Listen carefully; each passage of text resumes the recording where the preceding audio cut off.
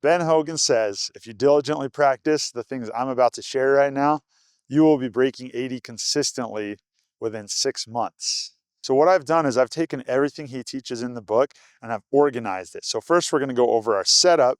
We're going to see what our feet are doing, what our knees and legs are doing, what our hips, shoulders, arms, and hands are doing in the setup. Then we're going to do the same thing for the backswing and same thing for the downswing and the follow through.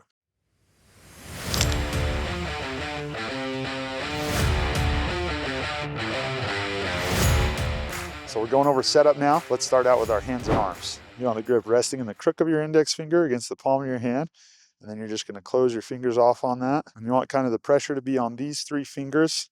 That makes your hand feel kind of active and lively and ready for some action. So that V that your hand makes is pointed towards your right eye. So next up, we take our trail hand. You just want it kind of resting in these 2 fingers here, not up here, down in those 2 fingers. Notice that my thumb and my index finger aren't really doing anything. So I get these 2 fingers on the club. My pinky, you can see, is just overlapping that lead hand. And then my palm's just gonna come up over that lead thumb, cover it up. The view of that hand is pointing right at the butt of my chin, just right down in the middle. So lead hand, point towards your trail eye. Trail hand, that V is gonna point right at the butt of your chin. So your setup, you're addressing the ball, that palm of your trail hand should be facing directly towards the target. All right, setup for arms and hands, as easy as that. Let's move on to our feet. So with your feet, Hogan says that this ball should always be just inside your lead foot. No matter what club you're playing with, no matter what shot you're hitting, that's always true. This lead foot is just slightly ahead of the ball. Now Hogan says when you have a 5-iron, you're gonna want your feet about shoulder width apart. So we got the ball just inside that lead foot. Now our trail foot is gonna be perpendicular to our target line. So we're making a 90-degree angle there. And our lead foot is gonna be a 1/4 turn open. So that would be fully facing the target. We go half of that, that's half a turn or 45 degrees. Go half one more time, that's a 1/4 turn or 22.5 degrees. That's where he wants the lead foot angled every shot. Ball just inside the lead foot a 1/4 turn open, trail foot perpendicular to target. With a 5-iron, our feet are shoulder width apart. Now when we get longer clubs, our trail foot's gonna go back and it's also gonna go slightly away from the ball. So as you get longer and longer and longer, your ball's getting further back and slightly further from the ball. Hogan taught this because it helps you get a consistent strike pattern on the ball and get it to do the same thing every time. Now, same thing when we're going to a shorter club, we're gonna bring our trail foot closer to the ball and closer to the target. So 6-iron, 7-iron, 8-iron, 9, pitch and wedge. He says when you do that, you're gonna lose a little power, but you'll gain a lot of control, which is a lot more important with those wedge shots. Now that's all for your feet in this setup, so let's move on to your knees and your legs. All right, the first thing to focus on is keeping your body balanced from your toes to your heels. So you don't want to be way back here and you don't want to be way up here. Feel some nice balance, toes to heels, rock a little to feel that, and then you're like, okay, I'm balanced, ready to attack. And then we also want to be balanced from our lead foot to our trail foot. We don't want to be way up here on that lead foot. We don't want to be way back here on our trail foot. Be just nicely balanced between them. And again, just feel some springiness in those knees. Feel like you're ready for action, ready to attack. Now, Hogan says your knees are married. You want to keep them as close together as you can.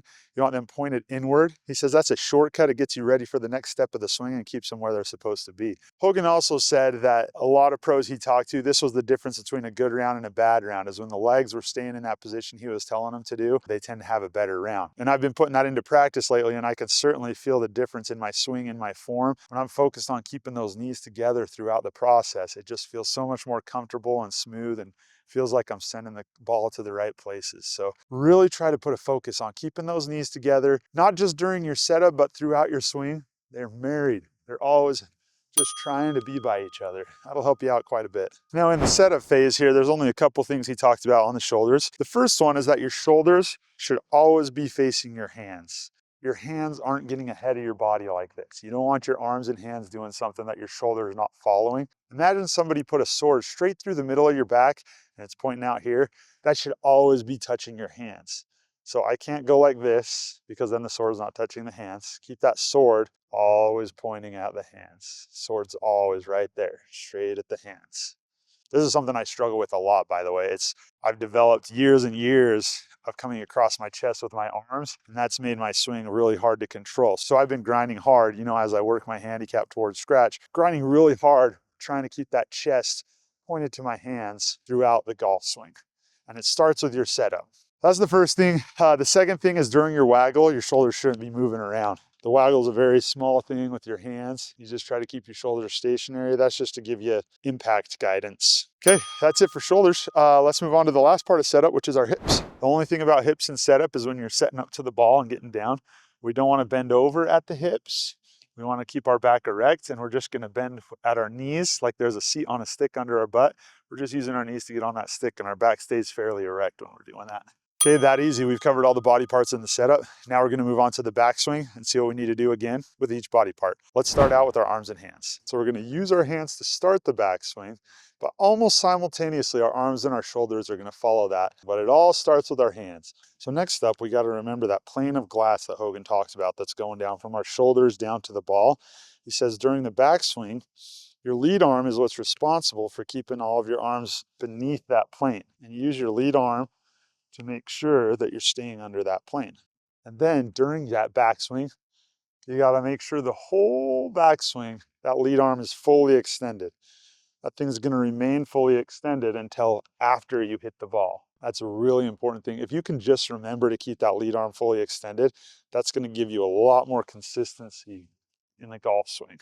So as I mentioned earlier, no matter what we're doing with our swing, your chest should always be following where your hands are going.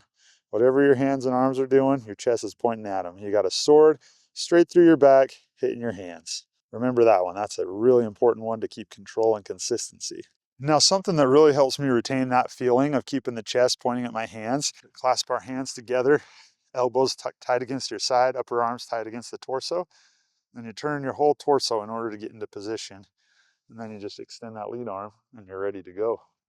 So then when you're grabbing the club, that helps you feel, okay, my left elbow should be pointing into my left hip, right elbow should be pointing into my right hip. So my wrists and my forearms and my hands are all one unit, used to guide the steeple, which is the golf club. And my chest is always pointing towards that one unit that's pointing there. Now doing those things is gonna make it so easy for you to have a more consistent, repeatable swing. You'll be amazed how quickly you start to strike the ball a lot more consistently. All right, that's it for arms and hands in the backswing. Let's move on. When you get to the top of that backswing, that lead heel should not come off the ground more than an inch.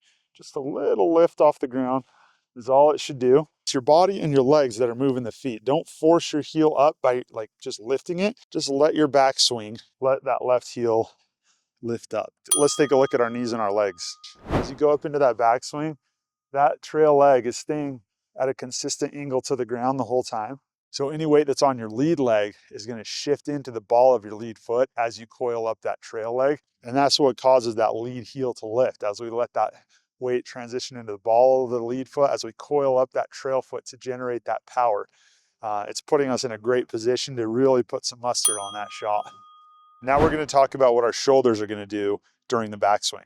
The shoulders are what's guiding your hips in the backswing. You don't want to turn your hips before your shoulders. Again, like I said, we're starting with our hands and our arms and shoulders are almost simultaneously following that. And then once our hands get to about here, about to our hips, then our shoulders start to engage our hips and create that tension between our shoulders, between our hips. At the top of your backswing, your back should be facing the target. Keep in mind, whatever you can do, make sure you're not cheating it by taking those arms across your chest. That chest, when you turn your shoulders, is always facing those hands. You want to turn those shoulders as far as you can without moving your head. When you get to the top of the backswing, see how my chin hits my lead shoulder when I do that? So my head's barely moving at all. I'm rotating my shoulders so my back's facing my target. My chin's hitting my lead shoulder, and now I'm in a good position. Let's talk about those hips. We shouldn't start with our hips. We shouldn't use our hips to start that backswing. We gotta wait till our shoulders just naturally pull them. If I try to turn those hips earlier, then there's no tension there. It's gonna be a lot harder to generate that rotational force we're talking about unless I create that tension with my shoulders and then let my shoulders pull the hips. Now I got tension in my trail leg, I got tension between my shoulders and my hips, and I'm ready to uncoil and just launch it. And that is it for the backswing. Final stage of the swing is the downswing, and we're gonna go in reverse order on this one. The reason we're doing that is because one of the most important points in the entire book is to start the downswing with your hips. Start with the hips. Start with the hips. Ben Hogan says it so many times in his book. Start with your hips. Start with the hips. You've built up all this potential coiled up energy, and in order to release it properly, you need to start your downswing with the hips. Instead of starting with your hands, having them come out here, you're starting with your hips, which is going to drop your hands into a better position to get either a straight line or a slightly into outline. Starting with your hips is literally the only thing that you even have to think about during your downswing.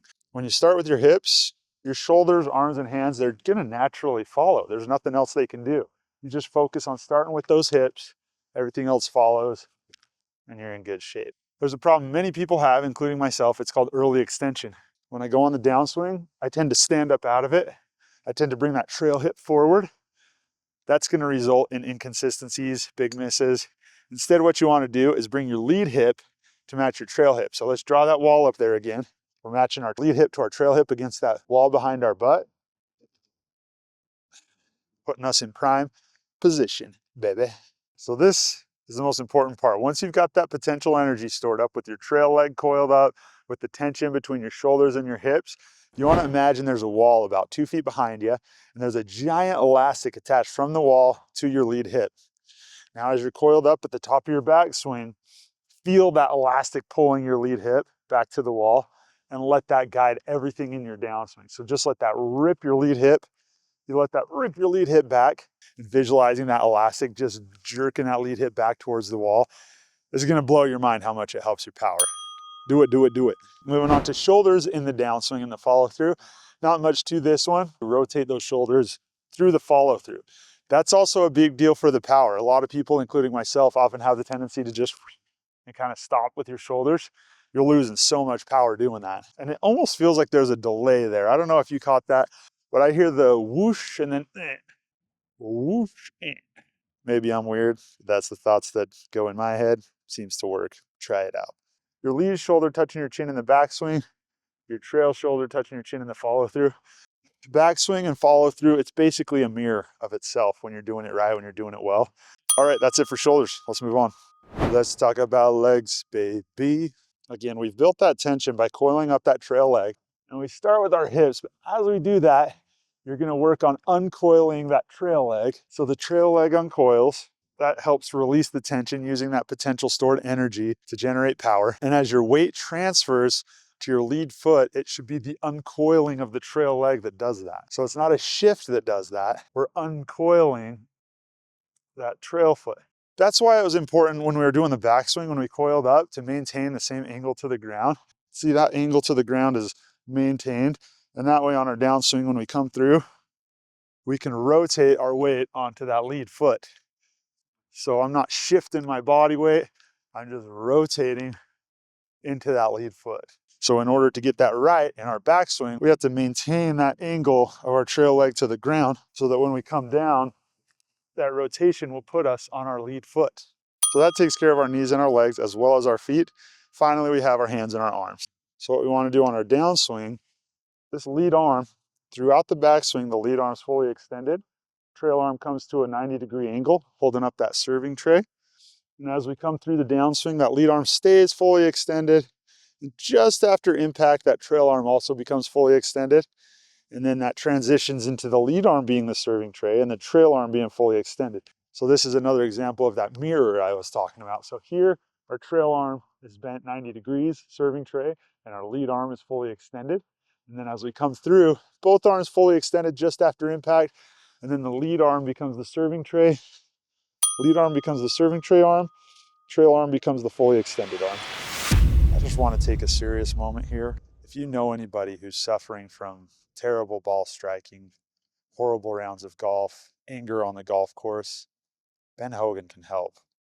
Share this video with your friends and improve their lives the way it has improved mine. That is everything Ben Hogan teaches in his 5 lessons for every body part, for your setup, your backswing, and your downswing. If you practice that diligently for 6 months, you're going to be able to break 80 consistently. Stick to Ben Hogan. The dude knows what he's talking about. If this helped you, in all seriousness, let me know. I'm doing this to help people play better golf because it's helping me play better golf. So it really motivates me to make more videos, to work harder at this if I know people are appreciating the content. So like and subscribe. Let me know in the comments what you thought. If you hate it, that's okay too. You can tell me. We'll see you next time. Hit them straight.